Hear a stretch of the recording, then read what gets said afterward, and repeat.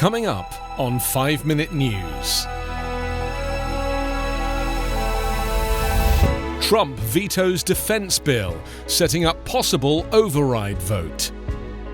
COVID relief bill morphs into a test of GOP loyalty to the president. And Trump issues 26 new pardons, including for Stone, Manafort and Charles Kushner. It's Thursday, December 24. I'm Anthony Davis. Donald Trump on Wednesday vetoed the annual defense policy bill, following through on threats to veto a measure that has broad bipartisan support in Congress and potentially setting up the first override vote of his presidency. The bill affirms 3% pay rises for U.S. troops and authorizes more than $740 billion in military programs and construction. The action came while Trump was holed up at the White House, stewing about his election loss and escalating his standoff with Republicans as he pushed fraudulent conspiracy theories and tried to pressure them to back his efforts to overturn the election results. The House was poised to return on Monday and the Senate on Tuesday to consider votes to override the president's veto.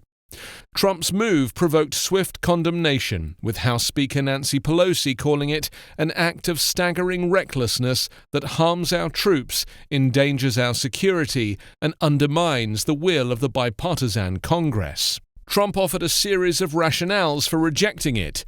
He has called for lawmakers to include limits on social media companies he claimed are biased against him, and to strip out language that allows for the renaming of military bases such as Fort Benning and Fort Hood that honor Confederate leaders.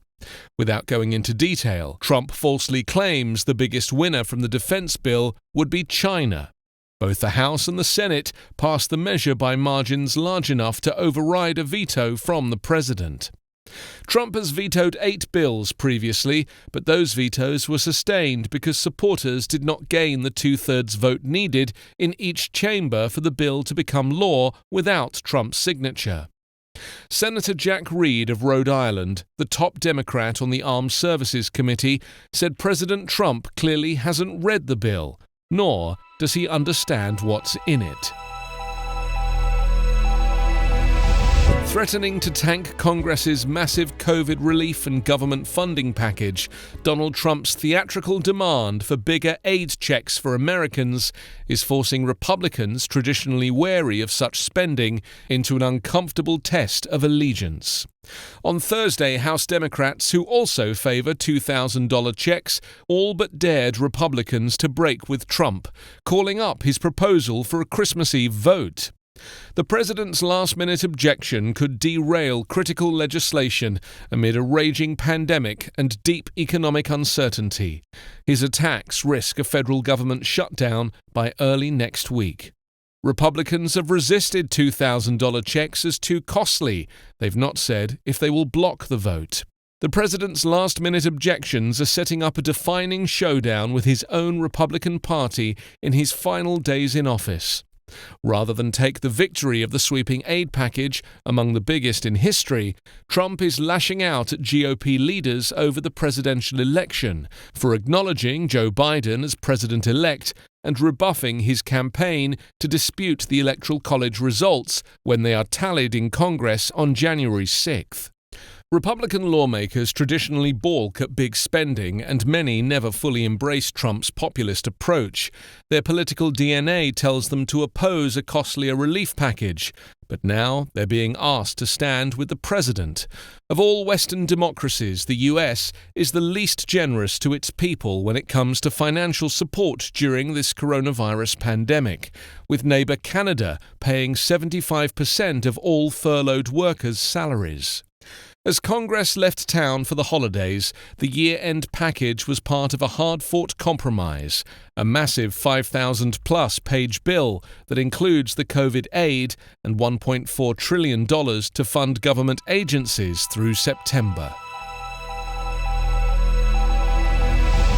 As if he hadn't made the headlines enough, Donald Trump on Wednesday evening announced 26 new pardons, including one for longtime ally Roger Stone, former campaign chairman Paul Manafort, and White House senior advisor Jared Kushner's father, Charles.